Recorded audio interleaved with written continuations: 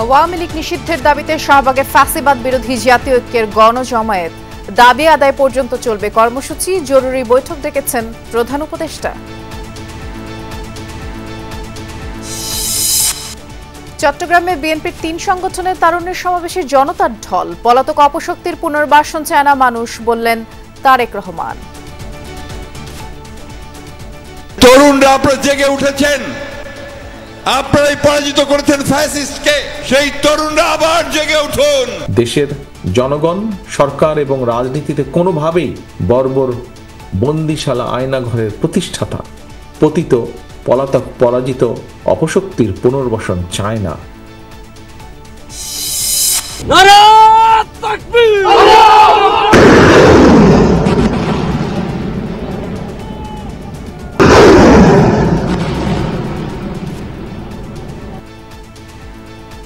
ভারত পাকিস্তান পাল্টাপাল্টি হামলায় ব্যাপক ক্ষয়ক্ষতি ও হতাহতের দাবি দুপক্ষের। যুদ্ধবিরতিতে সম্মত দিল্লি, ইসলামাবাদ, জানালেন ট্রাম্প। সত্য জবাবদিহিতা কমিশন গঠন এবং গণহত্যায় জড়িতদের বিচার করা হবে, জানালেন আইন উপদেষ্টা। গুমের জন্য কমান্ডারদের দায় আইনে স্পষ্ট করার তাগিদ। তত্ত্বাবধায়ক সরকার ফিরিয়ে আনার প্রস্তাব গণফোরামের। জন আকাঙ্ক্ষা অনুযায়ী সংশোধন করা যাবে সংবিধান। দ্রুত সংস্কার করে নির্বাচনের দাবি ইউপিডিএফের। তীব্র দাবদাহে পুড়ছে দেশ। চুয়াডাঙ্গায় রেকর্ড ৪২ ডিগ্রি সেলসিয়াস তাপমাত্রায় বিপর্যস্ত জনজীবন। ৭২ ঘণ্টায় অবস্থা উন্নতির সুখবর নেই।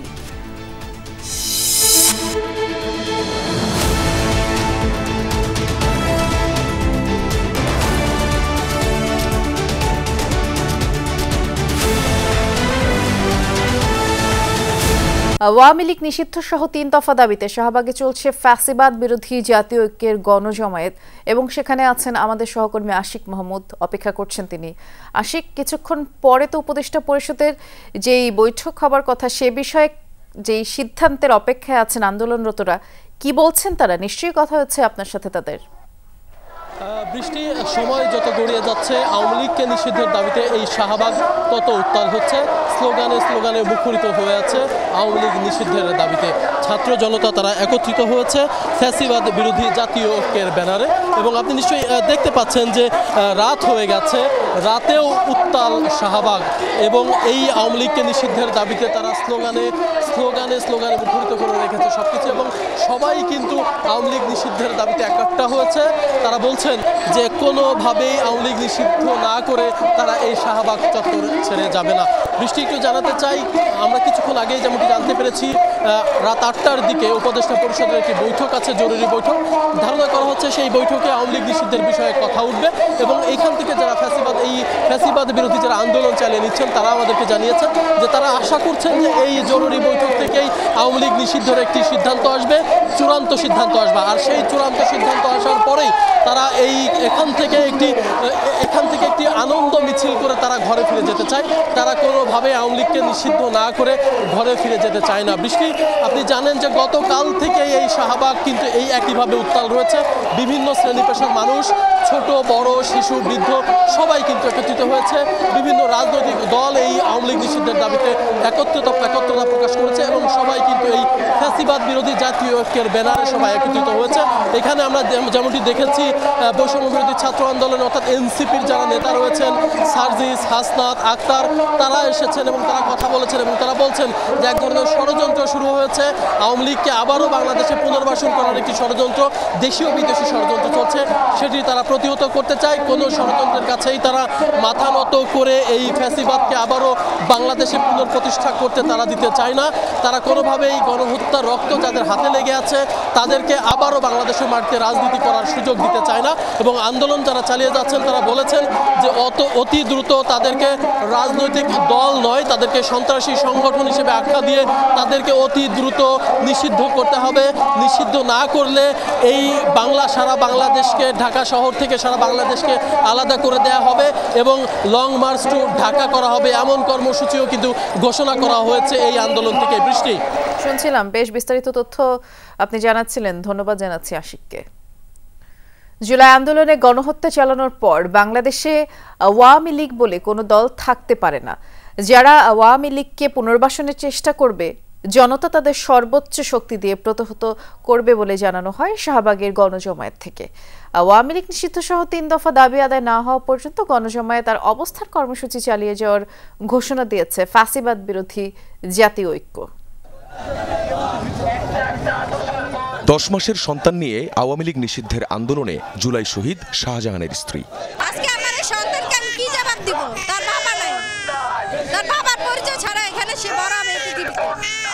গণজমায়েতে একাত্মতা জানাতে এসে আরেক শহীদ তাহমিদের মা বলেন, 5 আগস্টের পর এই দাবিতে আবারও রাস্তায় নামা হতাশা। আমি কেন আজকে মাঠে, কেন আমরা আজকে প্রোগ্রাম করে বেড়াবো? আমি আমার সন্তান যেদিন হারিয়েছে সেদিন আমাকে ধরে নির্যাতন করা হয়েছে, মারা হয়েছে, আমি বাসায় থাকতে পারি না। গণজমায়েত থেকে তোলা হয় 3 দফা দাবি। আওয়ামী লীগকে সন্ত্রাসী সংগঠন ঘোষণা করে নিষিদ্ধ করতে হবে, সেই সাথে আন্তর্জাতিক অপরাধ ট্রাইব্যুনাল আইনে দলগত বিচারের বিধান যুক্ত করতে হবে, আর জারি করতে হবে জুলাই ঘোষণাপত্র। ছাত্র জনতার উপর পুরো দেশের মানুষের উপর যেভাবে নির্মমতা দেখিয়েছে, এটা কোনো রাজনৈতিক দলের বৈশিষ্ট্য হতে পারে না। আমাদের দেশের সম্পদ লুটপাট করে খেয়েছে, আমাদের উপর গুলি চালিয়েছে, এই কারণে আওয়ামী লীগকে আমরা নিষিদ্ধ চাচ্ছি। আওয়ামী লীগ একটি সন্ত্রাসী সংগঠন, এটি বাংলাদেশের মধ্যে ফ্যাসিজম কায়েম করেছিল।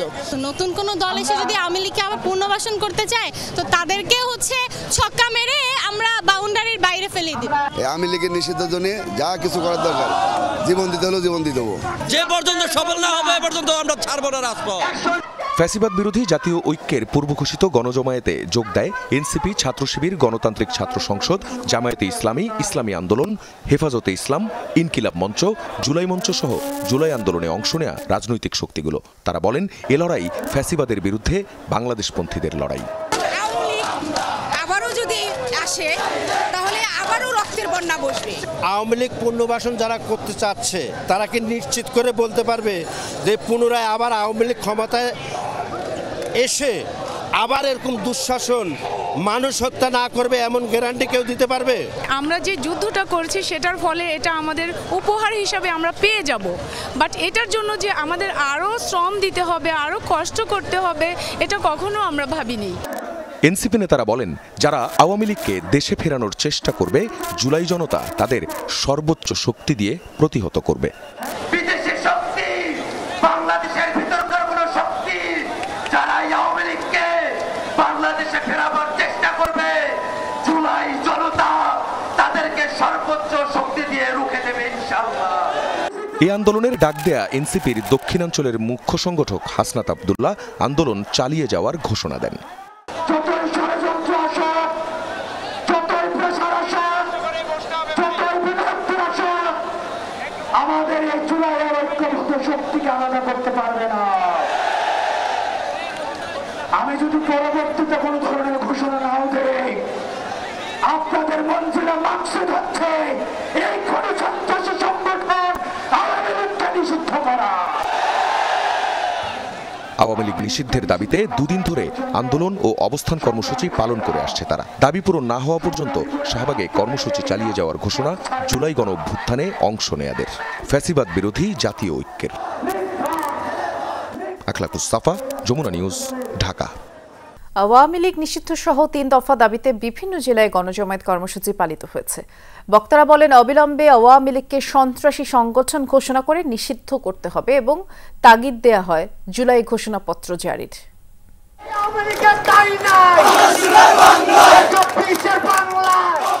আওয়ামী লীগ নিষিদ্ধ সহ 3 দফা দাবিতে দেশজুড়ে গণজমায়েত অংশ নেয় জাতীয় নাগরিক পার্টি সহ সমমনা দলের নেতাকর্মীরা। সিলেটের কেন্দ্রীয় শহীদ মিনার, সড়কে এনসিপি, বৈষম্য বিরোধী ছাত্র আন্দোলন, ছাত্র শিবির ও জুলাই ঐক্যের গণজমায়েত। আওয়ামী লীগকে সন্ত্রাসী সংগঠন আখ্যা দিয়ে নিষিদ্ধের দাবি সম্মিলিত কণ্ঠে। দাবি হচ্ছে একটাই, এই গণহত্যাকারী যে সন্ত্রাসী সংগঠন আওয়ামী লীগকে বাংলাদেশ থেকে নিষিদ্ধ করতে হবে। আওয়ামী লীগের সকল ধরনের যে অপরাধ সেগুলোকে স্বীকৃতি দিয়ে আন্তর্জাতিক অপরাধ ট্রাইব্যুনালে তাদেরকে বিচার নিশ্চিত করতে হবে। একই দাবিতে খুলনায় সমাবেশ করেছে জুলাই ঐক্য মঞ্চ। বক্তারা বলেন, ক্ষমতায় টিকে থাকতে জুলাই আন্দোলনে ছাত্র জনতার উপর গুলি চালানো আওয়ামী লীগ রাজনীতি করার অধিকার হারিয়েছে। অনতিবিলম্বে সন্ত্রাসী সংগঠন বাংলাদেশ আওয়ামী লীগের রাজনীতি বাংলাদেশ থেকে নিষিদ্ধ করতে হবে। সেই ফ্যাসিস্ট হাসিনার শেষ না হওয়া পর্যন্ত আমরা আসলে রাজপথ থেকে উঠব না।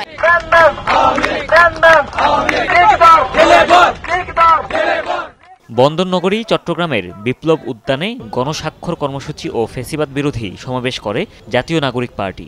উঠে আসে জুলাই ঘোষণাপত্র জারির তাগিদ। আমাদের এই ঘোষণাপত্র এখনো প্রকাশ হয়নি এবং সরকার থেকে এখনো আমরা পজিটিভ কোনো ভাইব এখনো পাইনি।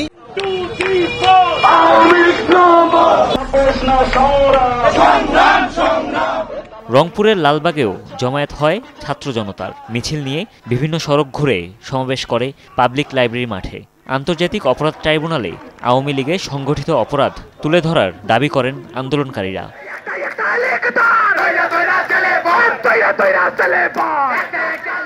এছাড়া গাইবান্ধা, মুন্সিগঞ্জ, টাঙ্গাইল, ঝালকাঠিতেও আওয়ামী লীগকে নিষিদ্ধ করা না হলে কঠোর আন্দোলনের হুঁশিয়ারি দেওয়া হয়। হুমায়ুন রশিদ, যমুনা নিউজ। আওয়ামী লীগকে দেশের মানুষ দেখতে চায় না বলে মন্তব্য করেছেন বিএনপি মহাসচিব মির্জা ফখরুল ইসলাম আলমগীর। বলেছেন, অন্তর্বর্তী সরকার তাদের দায়িত্ব ঠিকভাবে পালন করতে পারছে না বলে নতুন নতুন সমস্যা সৃষ্টি হচ্ছে। চট্টগ্রামের পোলো গ্রাউন্ড মাঠে তারুণ্যের সমাবেশে সজাগ থেকে সব ষড়যন্ত্র নস্যাৎ করতে তরুণদের প্রতি আহ্বান জানান তিনি। চট্টগ্রামের পোলো গ্রাউন্ড মাঠের সমাবেশে বিএনপি নেতা আমির খসরু মাহমুদ চৌধুরী হুঁশিয়ার করে বলেছেন, গণতন্ত্র যাতে কারো হাতে জিম্মি না হয় তার জন্য প্রস্তুত থাকতে হবে। এই মিছিল দূরবর্তী দ্বীপ হাতিয়া, মহেশখালী, সন্দ্বীপের দুর্গম দীঘিনালা, বাঘাইছড়ি থেকে পার্বত্য অঞ্চলের। স্লোগানে স্লোগানে উত্তাল এই মিছিল এসেছে নোয়াখালী, লক্ষ্মীপুর, চট্টগ্রাম, ফেনী, কক্সবাজার, ব্রাহ্মণবাড়িয়া ও কুমিল্লা থেকেও। তারুণ্যের রাজনৈতিক অধিকার প্রতিষ্ঠার এই সমাবেশ হলো চট্টগ্রামের রেলওয়ে পলো গ্রাউন্ডে। 4 বিভাগের এই কর্মসূচি আয়োজন করেছে বিএনপির 3 তরুণ সংগঠন, ছাত্রদল, যুবদল ও স্বেচ্ছাসেবক দল। তরুণদেরকে প্রাধান্য দিয়েই কিন্তু বাংলাদেশকে বিনির্মাণ করতে হবে। সেই লক্ষ্যে কিন্তু আমাদের এই তারুণ্যের রাজনৈতিক অধিকার প্রতিষ্ঠার সমাবেশ। তরুণরা বাংলাদেশ বিনির্মাণে তাদের মতামত যেন দিতে পারে, সেই তরুণদের মতামতকে ইস্টাবলিশ করার জন্য আমাদের দলের ভারপ্রাপ্ত চেয়ারম্যান জনাব তারেক রহমানের পক্ষ থেকে এরকম একটি প্ল্যাটফর্ম আয়োজন করা হয়েছে। চেয়ারম্যান জনাব তারেক রহমান এই তরুণদের অধিকার আদায়ে, সব রকমের অধিকার আদায়ে সবসময় সচেষ্ট ছিলেন, আছেন এবং ভবিষ্যতে থাকবেন। সমাবেশে যোগ দেন ছাত্র জনতার আন্দোলনে চট্টগ্রামের প্রথম শহীদ ছাত্রদল নেতা ওয়াসিম আকরামের বাবা।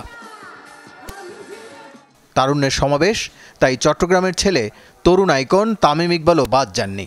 যে ধরনের স্পোর্টসই হোক না কেন, cricket, football, badminton, any sports, এই স্পোর্টসকে ওনারা প্রমোট করবেন in the right possible way, যেরকম চিটং থেকে আবার আমরা আগের দিনে ফিরে যাই। জাতীয় ঐক্যের ডাক দিয়ে গণতন্ত্রকে সঠিক পথে আনতে সরকারের প্রতি আহ্বান জানান নেতারা। বলেন, গণতন্ত্রকে জিম্মি করার লক্ষণ দেখা যাচ্ছে। দেশকে জিম্মি করে কারো স্বার্থ আদায় করতে দেওয়া যাবে না। যাবে যাবে যাবে না। সুতরাং আমরা যারা সেদিকে পায়তারা করছে তাদেরকে সাবধান হতে হবে। সেই দিন স্বৈরাচারকে বাংলাদেশের মানুষ বিদায় করেছে, যেই দিন সেই স্বৈরাচার যখন পালিয়ে গেছে, বাংলাদেশের মানুষের মনোজগতে যে পরিবর্তনের ঢেউ আসছে সেটা আমাদের সকলকে ধারণ করতে হবে। সমাবেশে প্রধান অতিথি বিএনপি মহাসচিব বলেন, চলমান অস্বাভাবিক সময়ে ফ্যাসিস্ট সরকার প্রধান পালালেও তার প্রেতাত্মারা এখনো ষড়যন্ত্র করছে। যে তরুণরা আপনারা জেগে উঠেছেন, আপনারাই পরাজিত করেছেন ফ্যাসিস্টকে, আপনারাই তাড়িয়েছেন তাকে দেশের বাইরে। সেই তরুণরা আবার জেগে উঠুন, আপনার অধিকার আপনারা জোগাড় করে কেড়ে নিন বন্ধুগণ। এই কথা সবসময় মনে রাখতে হবে যে দেশের স্বাধীনতা সার্বভৌমত্ব বিক্রি করে আমরা কোনো মতেই কোনো কিছু করতে দেব না। বাংলাদেশের প্রশ্নে আমরা আপোষহীন। বিএনপি সংস্কার শুরু করেছে উল্লেখ করে নেতারা বলেন, 31 দফা বাস্তবায়নের মধ্য দিয়েই দেশে নতুন রাজনৈতিক বন্দোবস্ত প্রতিষ্ঠিত হবে। রাসেল আহমেদ, যমুনা নিউজ। জনগণ সরকার ও রাজনীতিতে কোনোভাবেই গুম, খুন, লুটপাটকারী আর সংবিধান লঙ্ঘনকারীদের পুনর্বাসন চায় না। এই মন্তব্য করেছেন বিএনপির ভারপ্রাপ্ত চেয়ারম্যান তারেক রহমান। তিনি বলেছেন, বাংলাদেশকে যাতে কেউ তাবেদারি রাষ্ট্র বানাতে না পারে এবং পলাতক অপশক্তি যেন আর মাথাচাড়া না দিতে পারে, এই দুই বিষয়ে গণতন্ত্রকামী মানুষ ঐক্যবদ্ধ। রাজধানীতে বৌদ্ধ ধর্মাবলম্বীদের এক অনুষ্ঠানে তিনি এসব কথা বলেছেন। বুদ্ধের ত্রিস্মৃতি বিজড়িত দিনটি উপলক্ষে বরাবর মতো গুলশানে বৌদ্ধ ধর্মের অনুসারীদের সাথে শুভেচ্ছা বিনিময়ের আয়োজন করে বিএনপি। লন্ডন থেকে অনুষ্ঠানে যোগ দেন দলের ভারপ্রাপ্ত চেয়ারম্যান তারেক রহমান। এই অনুষ্ঠানে ছিলেন বিএনপির সিনিয়র নেতারা। সাম্প্রদায়িক সম্প্রীতি অক্ষুণ্ণ রাখার আহ্বান জানান তারা। বুদ্ধের সেই শিক্ষা থেকে আসুন আমরা সবাই শিখতে যেন পারি।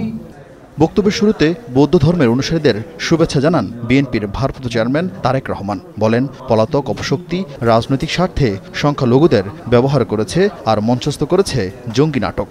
ফ্যাসিবাদ শাসনের দীর্ঘ ১.৫ দশকে বিভিন্ন সময় দেশে জঙ্গি নাটক কিংবা ধর্মীয়ভাবে যাদেরকে সংখ্যালঘু গোষ্ঠী বলা হয় তাদের উপরে সুপরিকল্পিতভাবে হামলা চালিয়ে সেই যে পলাতক স্বৈরাচার তাদের ফ্যাসিবাদী শাসন শোষণ থেকে জনগণের দৃষ্টি, তাদের লুটপাট থেকে জনগণের দৃষ্টি অন্যদিকে রাখতে চেয়েছিল।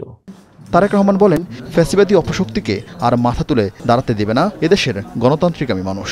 বাংলাদেশকে যাতে আর কেউ ভবিষ্যতে তাবেদার রাষ্ট্রে পরিণত করতে না পারে এবং ২, গণতন্ত্র বিরোধী পলাতক তাবেদার অপশক্তি যাতে আর মাথা চাড়া দিয়ে উঠতে না পারে, এই দুটো বিষয় কিন্তু বাংলাদেশের গণতান্ত্রিকামী জনগণ আর কোনো আপোষ মানতে রাজি নয়। যারা বারবার সংবিধান লঙ্ঘন করেছে, দেশে অবৈধ সংসদ বা সরকার গঠন করেছে, যারা সংবিধান লঙ্ঘনের সঙ্গে জড়িত ছিল, তাদের প্রত্যেকের বিরুদ্ধে আইনগতভাবে ব্যবস্থা নিতে হবে। দেশের জনগণ, সরকার এবং রাজনীতিতে কোনোভাবেই গুম, খুন, অপহরণ, দুর্নীতি, লুটপাট, টাকা পাচারকারী, বর্বর বন্দিশালা আয়নাঘরের প্রতিষ্ঠাতা, পতিত, পলাতক, পরাজিত অপশক্তির পুনর্বাসন চায় না এই বাংলাদেশের মানুষ। বিভ্রান্তি দূর করতে যে কোনো বিষয়ে অন্তর্বর্তী সরকারকে স্বচ্ছ ধারণা দেওয়ার আহ্বান জানান তারেক রহমান। সরকারের কার্যক্রম সম্পর্কে স্বচ্ছ ধারণা যদি জনমনে থাকে, তাহলে জনমনে কোনো রকমের সংশয়, সন্দেহ কিংবা বিভ্রান্তি সৃষ্টি হওয়ার সুযোগ থাকে না। আগামীতে বিএনপি সরকার গঠন করলে জবাবদিহিতা নিশ্চিত করার আশ্বাসও দেন বিএনপির ভারপ্রাপ্ত চেয়ারম্যান। এমন একটি গণতান্ত্রিক সরকার প্রতিষ্ঠিত করতে চায়। আরেফিন শাকিল, যমুনা নিউজ, ঢাকা। হঠাৎই নাটকীয় পরিবর্তন এলো পাকিস্তান ভারত সামরিক উত্তেজনায়। যুক্তরাষ্ট্রের মধ্যস্থতায় যুদ্ধ বন্ধে সম্মত হয়েছে দিল্লি ও ইসলামাবাদ, আর এমন ঘোষণা দিয়েছেন স্বয়ং মার্কিন প্রেসিডেন্ট ডোনাল্ড ট্রাম্প। সামাজিক মাধ্যম ট্রুথ সোশ্যালে দেয়া এক বার্তায় তিনি এমনটি জানিয়েছেন। ট্রাম্প বলেন, পাকিস্তান এবং ভারত তাৎক্ষণিকভাবে পুরোপুরি যুদ্ধ বন্ধে সম্মত হয়েছে। সমঝোতায় রাজি হওয়ার জন্য তিনি চিরবৈরী দুই দেশকে অভিনন্দনও জানান। এর আগে সংঘাত বন্ধে পাকিস্তান ভারত দুই পক্ষেই আলোচনা চালিয়ে যায় ওয়াশিংটন। এই ইস্যুতে পাকিস্তানের সেনাপ্রধান লেফটেন্যান্ট জেনারেল আসিম মুনিরের সাথে কথাও বলেন মার্কিন পররাষ্ট্রমন্ত্রী মার্কো রুবিও। যুদ্ধবিরতিতে সম্মতির বিষয়টি নিশ্চিত করেছে পাকিস্তান ও ভারত। পাকিস্তানের পররাষ্ট্রমন্ত্রী ইসহাক দার জানিয়েছেন, আঞ্চলিক শান্তি ও নিরাপত্তার জন্য সবসময় ইসলামাবাদ প্রচেষ্টা চালিয়েছে। অন্যদিকে ভারতের পররাষ্ট্র সচিব বিক্রম মিশ্রিও যুদ্ধবিরতির বিষয়টি নিশ্চিত করেছেন। পাকিস্তান ও ভারত তাৎক্ষণিকভাবে যুদ্ধবিরতি কার্যকর করতে সম্মত হয়েছে। পাকিস্তান সার্বভৌমত্ব এবং আঞ্চলিক অখণ্ডতার সাথে আপোষ করেনি। এই অঞ্চলে শান্তি ও নিরাপত্তার জন্য প্রচেষ্টা চালিয়েছে পাকিস্তান। পাকিস্তানের পক্ষ থেকে আমাদের সাথে যোগাযোগ করা হয়। ফোনালাপে আমরা যুদ্ধ বন্ধের সিদ্ধান্ত নেই। আকাশ, ভূমি এবং সাগর ৩ ফ্রন্টেই আমরা লড়াই বন্ধে সম্মত হয়েছি। শনিবার ভোর থেকে ভারতীয় ভূখণ্ডে অপারেশন বুনিয়ান ও মারসুস শুরুর কথা জানিয়েছে পাক সেনাবাহিনী ও প্রশাসন, যাতে কাশ্মীরের এক জ্যেষ্ঠ কর্মকর্তা সহ প্রাণ হারিয়েছেন ৫ জন বলে নিশ্চিত করেছে দিল্লি। এর জবাবে প্রতিবেশীর বিভিন্ন সামরিক স্থাপনা লক্ষ্য করে পাল্টা অভিযান চালায় ভারতীয় সেনাবাহিনী। নতুন হামলায় ৩৩ জন নিহতের কথা জানিয়েছে ইসলামাবাদ। শনিবার ভোর অজ্ঞাত স্থান থেকে ক্ষেপণাস্ত্র ছুড়ে অপারেশন বুনিয়ানুন মারসুস বা আয়রন ওয়াল শুরু করে পাকিস্তানের সামরিক বাহিনী। ফাতা 1, ফাতা 2 সহ বিভিন্ন ধরনের মিসাইলের পাশাপাশি মাল্টিপল রকেট সিস্টেমও ব্যবহার করে পাকিস্তানি সেনারা। ভারতের অপারেশন সিন্দুরের জবাব দিতেই চালানো হলো বুনিয়ানুন মারসুস। ইসলামাবাদের দাবি, ভারতের উদমপুর ও পাঠানকোটের বিমান ঘাঁটি লক্ষ্য করে ছোড়া হয়েছে মিসাইল। পাঞ্জাবে ধ্বংস করা হয়েছে ব্রহ্মস মিসাইলের একটি ভান্ডার। উদমপুরে একটি S-400 মিসাইল প্রতিরক্ষা ব্যবস্থা ধ্বংসের দাবি করেছে ইসলামাবাদ, যদিও তা অস্বীকার করেছে নয়াদিল্লি। ভারত নিয়ন্ত্রিত কাশ্মীরে পাকিস্তানি গোলার আঘাতে উচ্চপদস্থ এক সরকারি কর্মকর্তা সহ বেশ কয়েকজন নিহত হয়েছে। দেশটির অন্তত 26টি স্থানকে টার্গেট করে হামলা হয়, যার মধ্যে অন্যতম বারামুল্লা, শ্রীনগর, জম্মু, পাঠানকোট এবং জয়সলমীর। ভারতে যে হামলা শুরু হয়েছে আমরা সেটা শেষ করব। তাদের বিভিন্ন সামরিক স্থাপনা লক্ষ্য করে আমরা সফল অভিযান চালিয়েছি, তবে ভারতের হামলাতে আমাদের 33 জন নিহত হয়েছেন। এদিকে পাকিস্তানের চালানো অভিযানের পাল্টা জবাব দিচ্ছে ভারতীয় সামরিক বাহিনী। পাকিস্তানের বিভিন্ন বিমান ঘাঁটি পরিণত হয় মূল টার্গেটে। এয়ারবেজ নূর খান, রফিকি এবং মুরিদ লক্ষ্য করে চালানো হয় মুহুর্মুহ হামলা। পেশোয়ার, করাচি, লাহোর সহ আজাদ কাশ্মীরের বিভিন্ন স্থানে ক্ষতিগ্রস্ত হয় সামরিক বেসামরিক নানা স্থাপনা। Along the international border and the line of controls, আমরা অত্যন্ত সতর্কভাবে পাকিস্তানের নির্দিষ্ট লক্ষ্যবস্তুতে হামলা চালিয়েছি, যার মধ্যে পাকিস্তানের বিভিন্ন সামরিক ঘাঁটি, রাডার সিস্টেম এবং অস্ত্রাগার। অন্যদিকে পাকিস্তানের হামলাও আমরা সফলভাবে প্রতিহত করেছি। S-400 সহ বিভিন্ন সমরাষ্ট্রে হামলার যে দাবি করছে পাকিস্তান, তা পুরোপুরি মিথ্যা। এর আগে ভারতে সাইবার হামলা চালিয়েছে পাকিস্তান, এমন দাবি করে দেশটির রাষ্ট্রীয় গণমাধ্যম PTV। বলছে হ্যাক করা হয়েছে ভারতের গুরুত্বপূর্ণ বিভিন্ন সরকারি প্রতিষ্ঠান ও সংস্থার ওয়েবসাইট। সমন্বিত সাইবার হামলায় ভারতের জাতীয় বিদ্যুৎ গ্রিড ক্ষতিগ্রস্ত বলে দাবি করলেও সেটি অস্বীকার করেছে দিল্লি। মীর মুশফিকা হাসান, যমুনা নিউজ। জাতীয় বিদ্যুৎ গ্রিড ক্ষতিগ্রস্ত বলে দাবি করলেও সেটি অস্বীকার করেছে দিল্লি। মীর মুশফিকা হাসান, যমুনা নিউজ। ভারত ও পাকিস্তানের মধ্যে চলমান সামরিক উত্তেজনায় দুই দেশের সীমান্তবর্তী এলাকাগুলোতে ভয়াবহ মানবিক বিপর্যয় নেমে এসেছে। দুই দেশের গোলাগুলি ও ড্রোন হামলায় প্রায় 1/2 মানুষ প্রাণ হারিয়েছেন, ধ্বংসস্তূপে পরিণত হয়েছে অসংখ্য ঘরবাড়ি, আর ক্ষতিগ্রস্ত হচ্ছে সাধারণ মানুষের জীবন জীবিকা।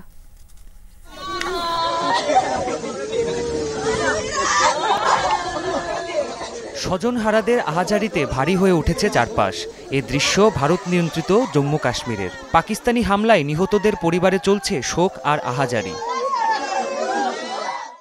গেল দুদিনের হামলায় দুই দেশের সীমান্ত এলাকায় ব্যাপক ক্ষয়ক্ষতি হয়েছে। সীমান্তের ভারতীয় অংশের সামরিক ঘাঁটির পাশাপাশি ক্ষতিগ্রস্ত হয়েছে বিভিন্ন বেসামরিক স্থাপনাও। এতে হতাহত হয়েছেন বহু বেসামরিক নাগরিক। পাকিস্তান সাধারণ মানুষের উপর হামলা করেছে। তাদের ছোড়া একটি বড় গোলা এই আবাসিক এলাকায় এসে পড়েছে।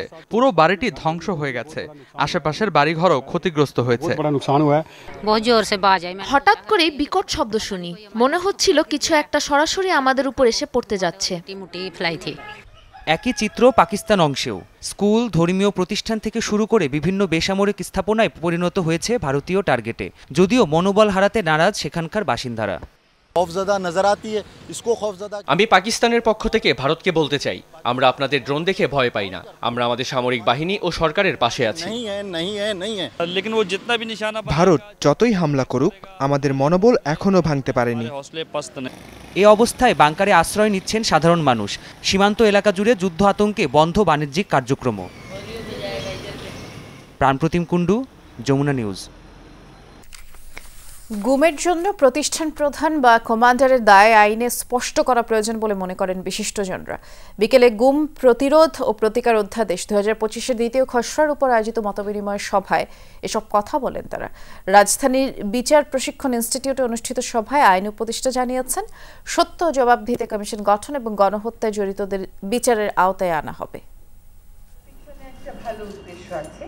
মতবিনিময় সভায় খসড়ার নানা দিক তুলে ধরে আলোচনায় অংশ নেন আইনজ্ঞ, মানবাধিকার কর্মী, শিক্ষাবিদ, সরকারের উপদেষ্টা। বলেন, অধ্যাদেশে যে কমিশন গঠনের কথা বলা হয়েছে তার কার্যক্রম ও পরিধি স্পষ্ট করতে হবে সবার আগে। ডিজিএফআই, এনএসআই এরা যদি গুমটা করে, যারা বেশিরভাগ গুমই করেছে, তাদেরকে শৃঙ্খলাবদ্ধ বাহিনী হিসাবে সংবিধানে অন্তর্ভুক্ত করা নাই।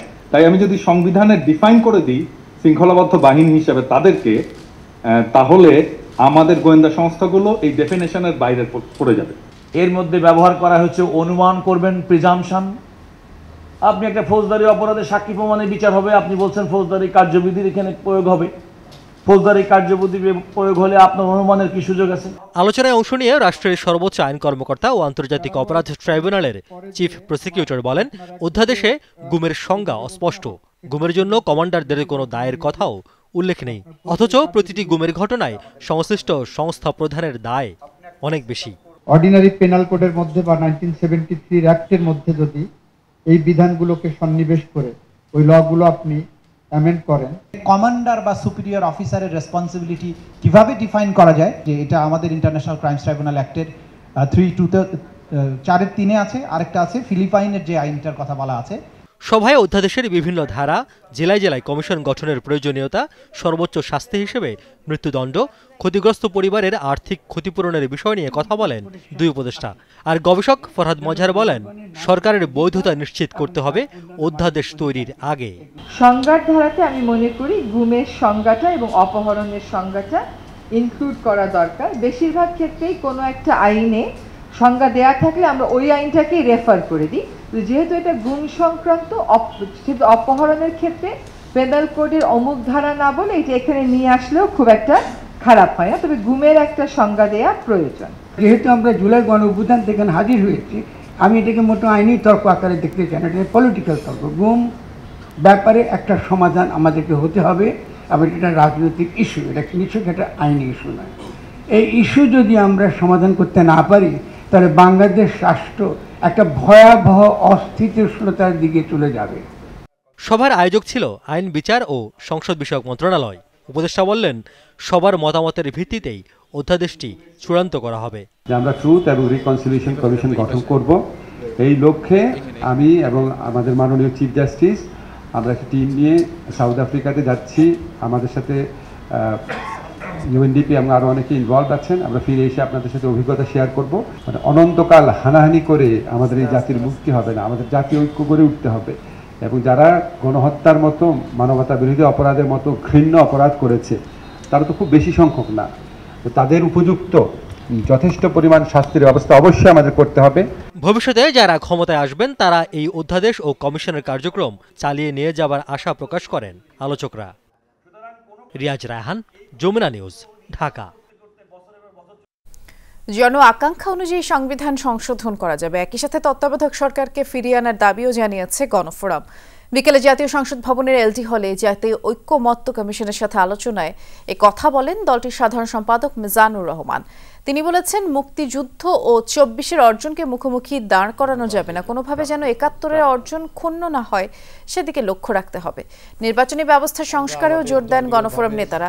এর আগে মূল আলোচনা শুরুর আগে জাতীয় ঐক্যমত্য কমিশনের সহসভাপতি ডক্টর আলী রিয়াজ বলেছেন, রাষ্ট্র পুনরায় গঠনের এক বিরল সুযোগ তৈরি হয়েছে, তাই এই সুযোগ কাজে লাগিয়ে একটি জাতীয় সনদ তৈরির কাজ করছে ঐক্যমত্য কমিশন। বাংলাদেশে 53 বছরে প্রথমবারের মতো এই সুযোগ এসেছে, যখন আমরা সকলে সমস্ত বিষয় নিয়ে রাষ্ট্রের বিভিন্ন প্রতিষ্ঠান নিয়ে কথা বলতে পারছি, তার জবাবদিহিতার দাবি করতে পারছি, কাঠামো তৈরি করার জন্য চেষ্টা করছি, সেই জায়গায় আমরা সফল হতে পারব। তত্ত্বাবধায়ক সরকার যেটা আমরা রক্ত দিয়ে প্রতিষ্ঠা করেছিলাম, সেটা বাদ দিয়ে দেওয়া হয়েছিল।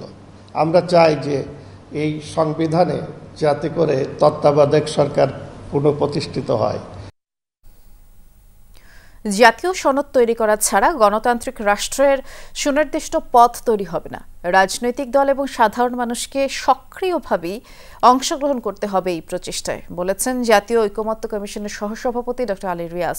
সকালে জাতীয় সংসদে রাজনৈতিক দলগুলোর সাথে ধারাবাহিক সংলাপের অংশ হিসেবে ইউপিডিএফ এর সাথে বসে কমিশন। সূচনা বক্তব্যে ডক্টর আলী রিয়াজ বলেন, রাষ্ট্রীয় প্রতিষ্ঠানের জবাবদিহিতা নিশ্চিত করতে হবে, তৈরি করতে হবে ধর্ম বর্ণ আদর্শের সমতা।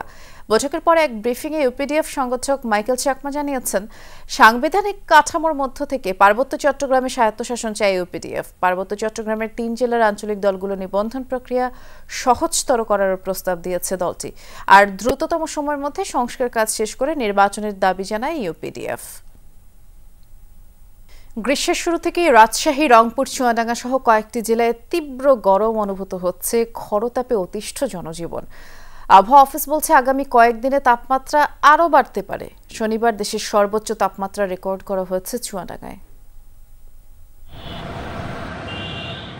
গ্রীষ্মের প্রখরতায় তপ্ত রাস্তাঘাট, মধ্য দুপুরে ফাঁকা ব্যস্ততম সড়ক, শহর থেকে গ্রাম সবখানেই যেন মরুর উত্তাপ। টানা দ্বিতীয় দিনের মতো তাপমাত্রা 40-এর ঘর ছাড়িয়েছে চুয়াডাঙ্গায়। দেশের সর্বোচ্চ তাপমাত্রা এই জেলায় 42 ডিগ্রি সেলসিয়াস। প্রয়োজন ছাড়া দিনের বেলা বাড়ির বাইরে বের হচ্ছে না কেউ। গরমের কারণে মানুষ খুব ধরে সকাল 8টা থেকে 9টা পর্যন্ত পাওয়া যাচ্ছে, তারপর যখন 11টা বাজছে আপনার ওই সময় আপনার কোনো মানুষজন নাই। গরমের বাতাসে শান্তি নেই, গাছের তলায় থেকেও শান্তি নেই। রাজশাহী, রংপুর ও ঢাকা সহ বিভিন্ন বিভাগের ওপর দিয়ে বয়ে যাচ্ছে মৃদু থেকে মাঝারি তাপপ্রবাহ। বেশিরভাগ জেলাতেই তাপমাত্রার পারদ 40 ডিগ্রি ছুঁই। কোনো কিছুতেই মিলছে না স্বস্তি। শ্রমজীবীরা সবচেয়ে বিপাকে। স্বস্তির আশায় গাছের ছায়া, পুকুর কিংবা জলাধারে ছুটছে মানুষ। এই গরমে তো আবহাওয়ার যে পরিস্থিতি তা গোসল করে খুব ভালোই লাগছে আমাদের। যাত্রী নাই, রোদ গরমে সব বাড়ি চলে গেছে, সন্ধ্যাবেলাতে হবে লোক। গরমটা অতিরিক্ত গরম চলতেছে, তার জন্য রাস্তায় খুব রোদের জ্বালা বাড়াইতে পারতেছি না। ঘরের মধ্যে থেকেও বাইর হওয়া যাচ্ছে না, যে রাস্তায় বাইর হয়েছি, বাইরে তো প্রচণ্ড রাস্তার তাপ। আবহাওয়া অফিস জানিয়েছে আগামী 72 ঘন্টায় কয়েক জেলার উপর দিয়ে তীব্র তাপপ্রবাহ বয়ে যেতে পারে। জারিন অর্নি, যমুনা নিউজ।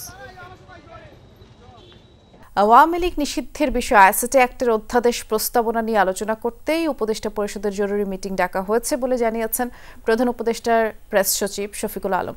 বিকেলে যশোরের কেশবপুর উপজেলার পাথরা পল্লী উন্নয়ন মাধ্যমিক বিদ্যালয়ের পুনর্মিলনী অনুষ্ঠানে সাংবাদিকদের তিনি বলেছেন, সাবেক রাষ্ট্রপতি আব্দুল হামিদের দেশত্যাগের ঘটনায় যারা জড়িত তাদের বিষয়ে খোঁজ নেওয়া হচ্ছে।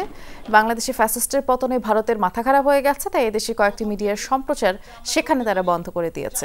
ভারতীয় গণমাধ্যমে দায়িত্বশীল সাংবাদিকতা নেই উল্লেখ করে প্রেস সচিব বলেছেন, বিনোদন দেয়াই তাদের সাংবাদিকতা। অন্তর্বর্তী সরকারের উপদেষ্টা পরিষদের জরুরি বৈঠকটি ডাকা হয়েছে। রাত 8টায় রাষ্ট্রীয় অতিথি ভবন যমুনায় এই বৈঠক অনুষ্ঠিত হবে। আমাদের সহকর্মী ফয়সাল মাহমুদ এ বিষয়ে খোঁজ খবর রাখছেন, তিনি অপেক্ষা করছেন আমাদের জন্য। ফয়সাল, যেমনটি মাহফুজ আলম বলেছেন যে আইসিটি অ্যাক্টের যে অধ্যাদেশ সে বিষয়ে আসলে আজ আলোচনা হতে পারে, আপনি কি জানতে পেরেছেন একটু জানাবেন। শফিকুল আলম যেমনটি বলেছিলেন কিছুক্ষণ আগে দর্শকদের জানাচ্ছিলাম, এখনো পর্যন্ত যেহেতু উপদেষ্টারা আসছেন, আমরা কিছুক্ষণ আগেও দেখেছি উপদেষ্টারা এখনো যমুনায় প্রবেশ করছেন। ঠিক 8টার দিকে তাদের যে বৈঠকটি অনুষ্ঠিত হওয়ার কথা রয়েছে সেটি আর কিছুক্ষণ পরেই অনুষ্ঠিত হবে। সেখান থেকেই হয়তো আওয়ামী লীগের বিষয়ে সেখান থেকে কোনো নির্দেশনা বা সিদ্ধান্ত আসতে পারে বলে আমরা এখন পর্যন্ত যেমনটি জানতে পেরেছি। আপনি জানেন যে বৃহস্পতিবার থেকে লাগাতার কর্মসূচি দিয়ে যাচ্ছেন আওয়ামী লীগের নিষিদ্ধের বিষয়ে।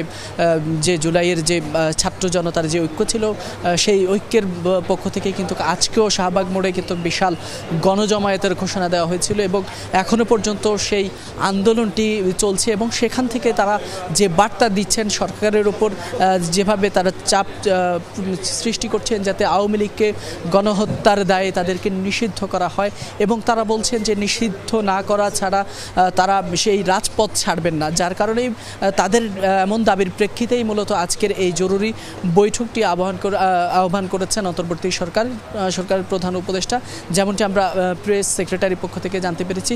তবে হয়তো আর কিছুক্ষণ পরেই তাদের সেই বৈঠকটি অনুষ্ঠিত হবে এবং সেখানে আওয়ামী লীগ প্রশ্নে আগামীর কী সিদ্ধান্ত হবে সেই সিদ্ধান্তটি সেই বৈঠক থেকে আসবে এবং 8:30টার দিকে তারা বিষয়টি নিয়ে সংবাদ সম্মেলন করে বিস্তারিত জানাবেন এবং সেই পর্যন্ত আমাদের সেটি নিশ্চয়ই 8:30 যখন সংবাদ সম্মেলনটি হবে আপনি তখন দর্শকদের জানিয়ে দিবেন। ধন্যবাদ বিস্তারিত জানানোর জন্য ফয়সাল। আর দর্শক, আমার কাছে এই ছিল আজকের সন্ধ্যার বাংলাদেশের আয়োজনে, সাথে থাকার জন্য সবাইকে ধন্যবাদ।